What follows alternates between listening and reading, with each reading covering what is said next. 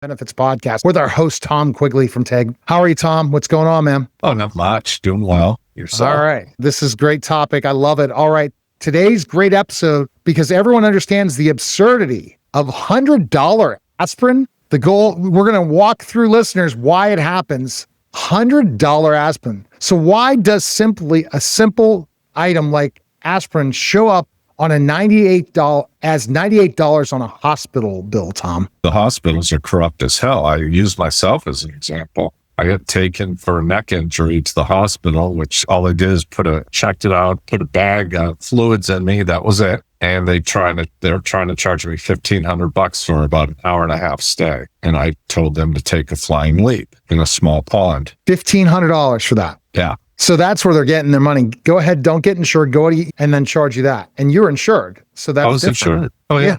The insurance, they billed like $3,000. The insurance said, no, it's $1,500. And I said, no, I'm not paying you that. Unbelievable. Good luck. Yeah.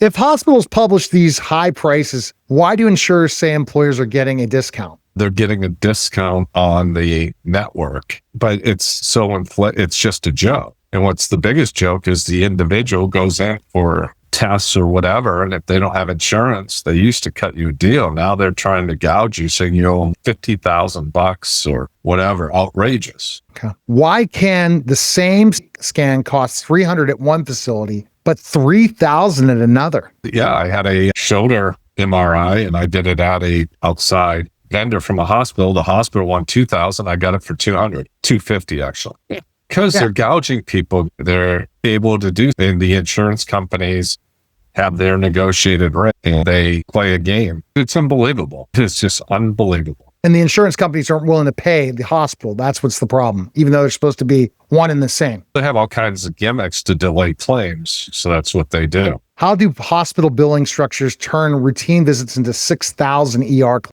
Exactly what I'm saying. $100 aspirin, $1,500 eye bags, saline solution. I don't know what else. There's all $200 gown. There you go. Yeah. No offense, the nurses in the 70s were much prettier than the nurses today. Okay. That was, again, okay. Why aren't that out there? Yeah, why aren't employers able to see these prices before care happens? We talked about this off air. What? Why? Yeah. The whole thing, again, they're taking advantage of the consumers, making them feel like they have to have all these tests and all these other things, and they just jack the rates up. Ching. It'd be interesting. We are slaves to working for somebody else a lot of times to have health insurance. Now, that health insurance isn't very good anymore. This is my take, and I want to get your answer on this, Tom. Then basically work your whole life in a job you never enjoyed to then die an early death.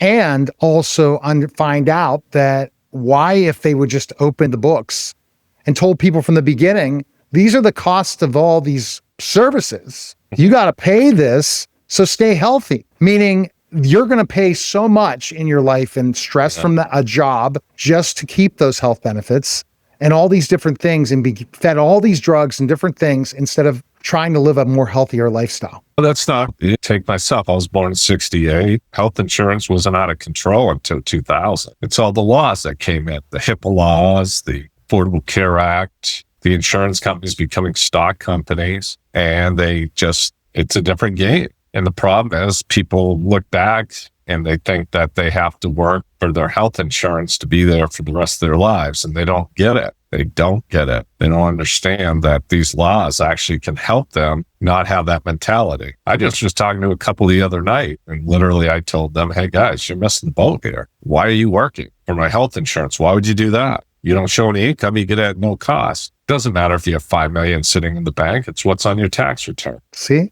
I was like, oh, whatever. I've written 3 books. If you can believe me or not. They didn't believe you on that one. And they have money, money in the bank. They have to work. Okay. They have a ton of money. They're working because of their health insurance. He's like, if I knew that, I would retire today. And I'm like, why don't you? And go work and be self-employed and then use all the business tax. Or just be retired. You have enough money. Great. Just retire. They just think they're working for, it's unbelievable. They're working for healthcare. And they're working a job that's probably working them to death. Inside. Oh, they're sick of it. So why aren't employers able, so we already saw that. All right, just going on to the last question. What would healthcare look like if employers paid transparent market prices instead. They came up with reference-based pricing where insurance carriers negotiate with the hospitals, but that program's a nightmare in some cases because the insurance companies, they give you the Medicare rates plus 150%, and they're getting like 300 or 400% on the other plans. So they fight tooth and nail, but it does greatly reduce the cost for the insurance for the employer, but